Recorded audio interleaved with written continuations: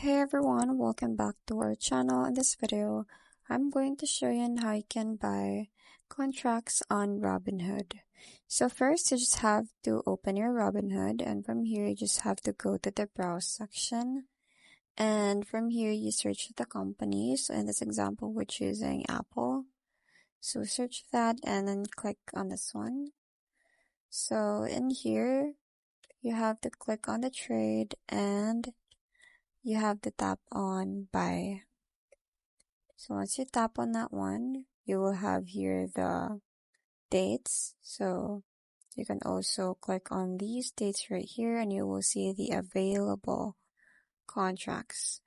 So let's say for example, we click on it, that. And from here, you have to type in the amount of contracts. And once you're done, just tap on review. And that's pretty much it. That's how you buy contracts on Robinhood. I hope you found this video helpful.